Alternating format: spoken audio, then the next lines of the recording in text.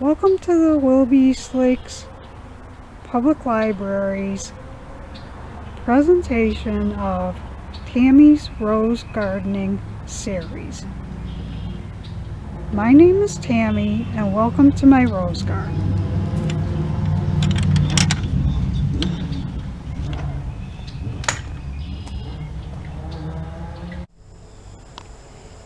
In this installment, we will discuss how to get your garden ready for winter. Some of the items that you'll need are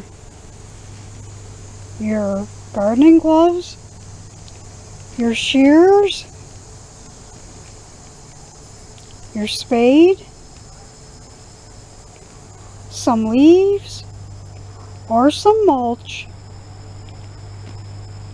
rose collar, or if you don't have a rose collar, some people use burlap to wrap the roses in, or you can also use some of those small little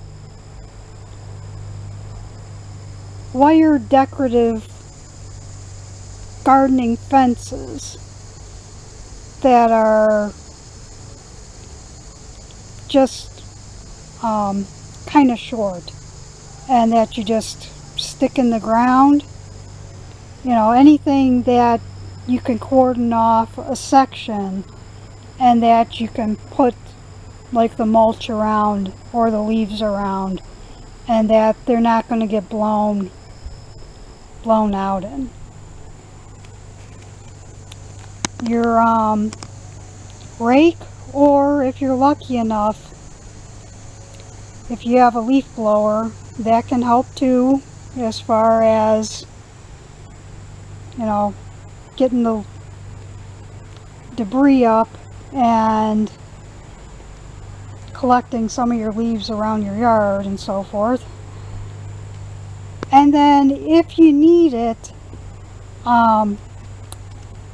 you might need some gardening soil. And on most years I don't need it, but this year, because of all the rain we've had, I do need to add some soil to my garden because some of the soil has washed away, and sometimes by adding more soil, it does help with adding nutrients to the soil for next spring. And some people, instead of soil, they'll use peat moss, or some of them will use sand or gypsum, depending upon what your soil quality is and if you need to correct any problems with the soil, you can do that at this time.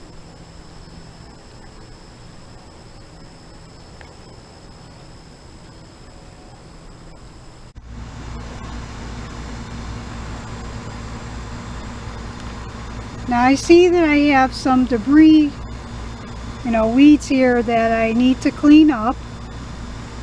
So you want to get rid of those so that they don't come back in the springtime as much. I also noticed that some little beastie has dug up some of my bulbs. So I need to go and rebury some of my bulbs. And this is where I mean by some of my soils being washed away. So I really need to cover that up. And the same thing here with my rose bush. It's, the soil is all uneven and so forth.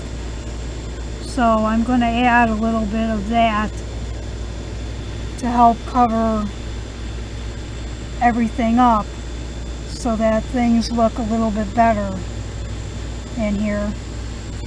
And I also need to take care of this. That this must have been damaged by the storm the other night. So I need to prune this off. A lot of people do their pruning in the fall. I usually do most of my pruning in the springtime because you'll always have pruning that you have to do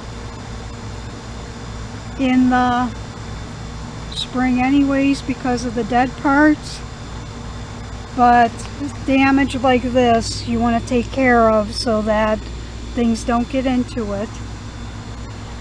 If you do some pruning now, you want to cut back to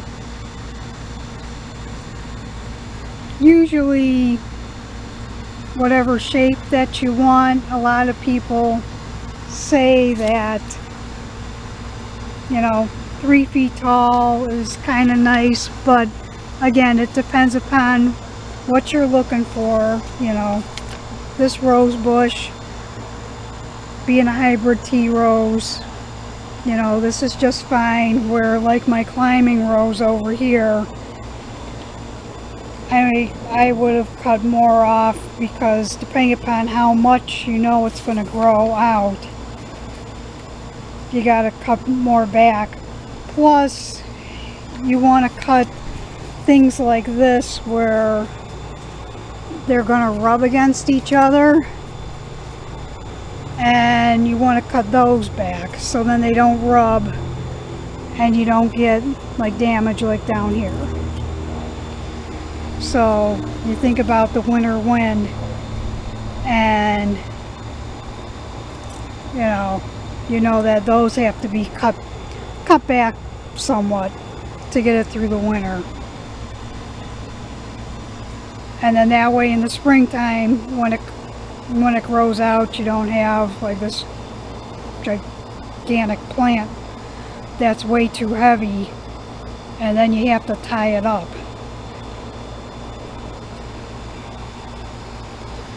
Another thing that some people do is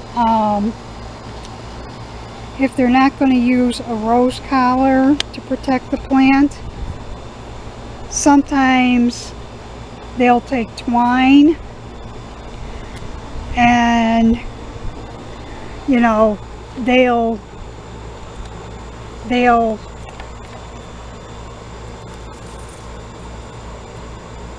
like tie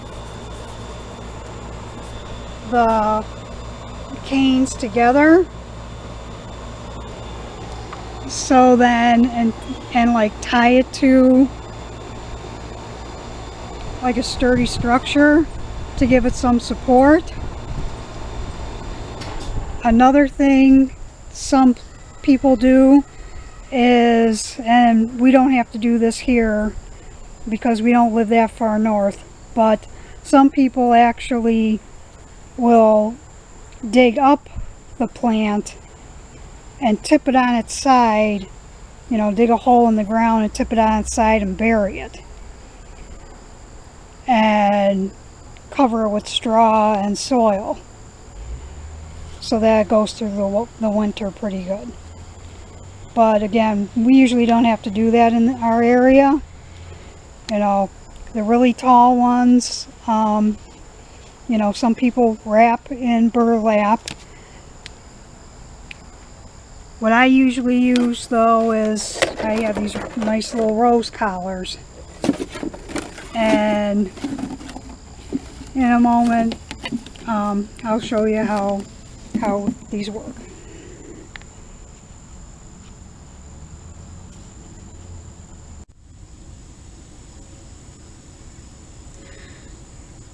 Okay, so as you could see, we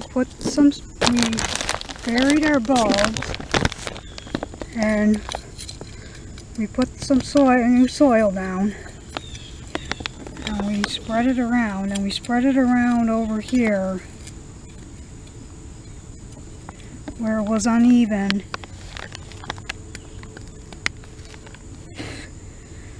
By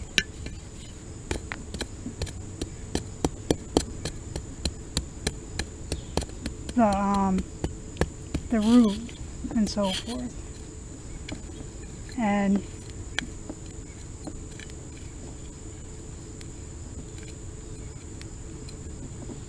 you can smooth it out or mound it up. I mean, for the winter time, sometimes they say you want to mound up the soil, but because I want it to be like a landscaping thing, I'm smoothing it out.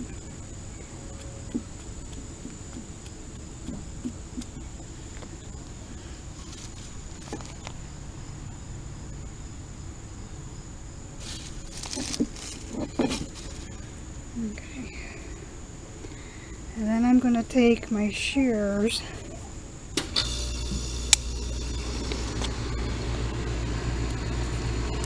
and I'm going to cut that part off.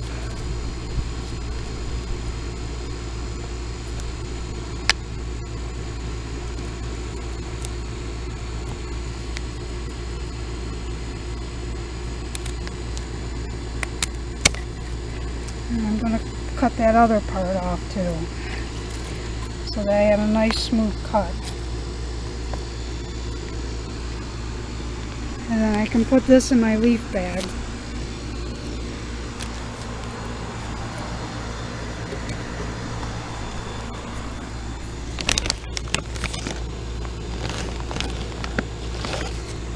And you want to pick up all your debris.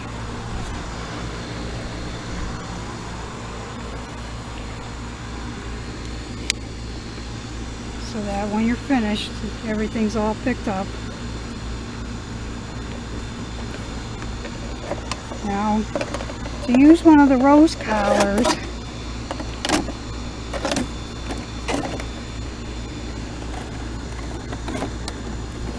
you put it around the plant like this, and they come with little snaps. And you snap it. I don't have a snap on the bottom, but you would snap it on the bottom. And then you just take your leaves or your mulch and you just fill it up. And sometimes if you have a small enough plant, you could already have it all snapped together and you could just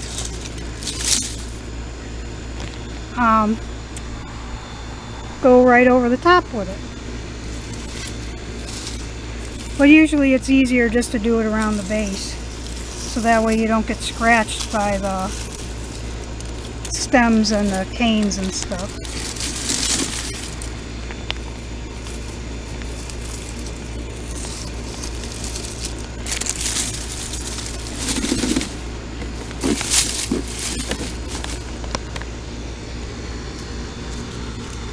And that'll keep, the leaves will keep the plant insulated through the winter from the snow.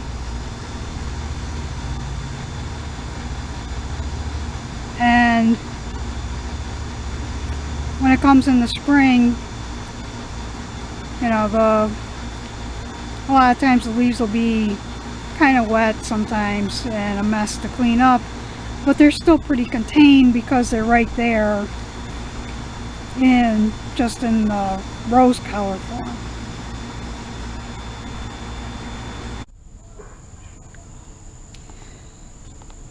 This plant already has all of its leaves removed,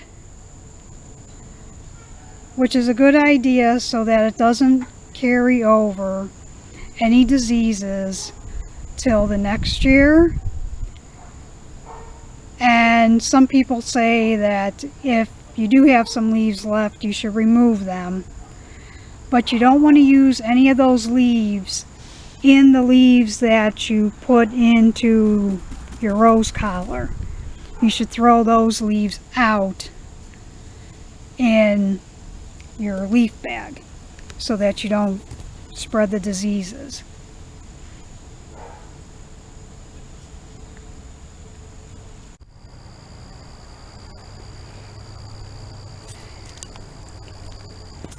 And when you prune things off, again, you want to do it at like a 45-degree angle.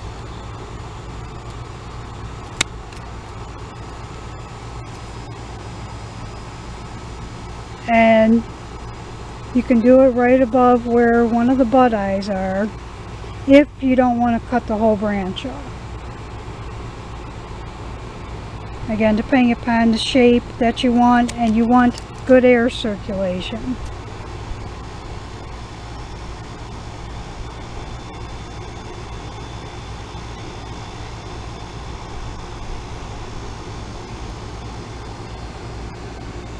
And remember to pick up your debris when you're finished.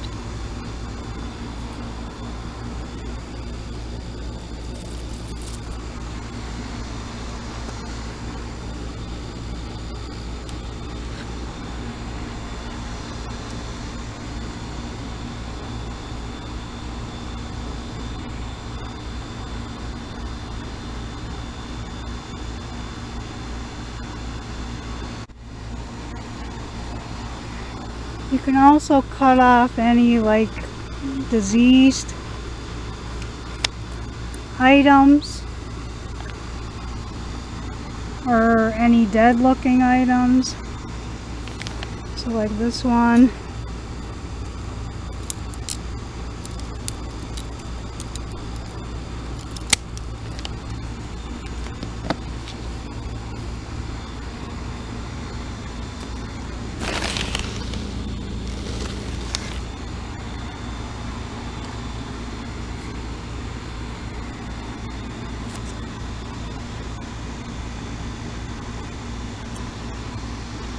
And when it's done, it should kind of look like this.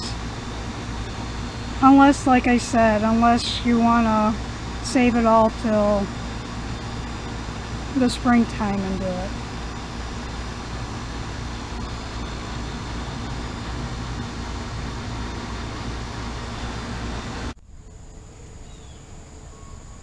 At this time, you can use some fungicide spray or some insecticidal soap to kill any type of diseases or insects on your plants.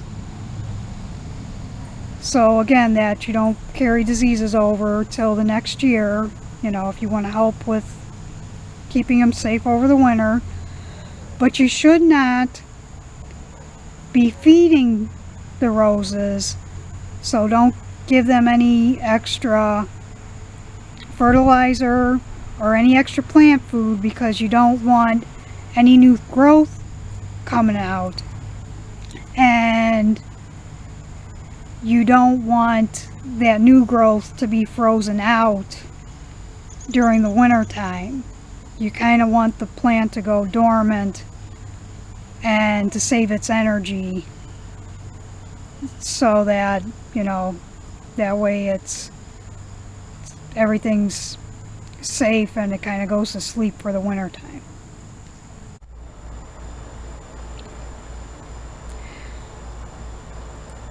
And remember, while the winter season is upon us, bare root rose season is just beginning. You can order your bare root roses starting now at the end of September, and most suppliers will deliver them to you sometime between February and March, depending upon where you live, and they'll be ready for you come springtime. So there's always a time for roses at some time during the year. Thank you for joining us.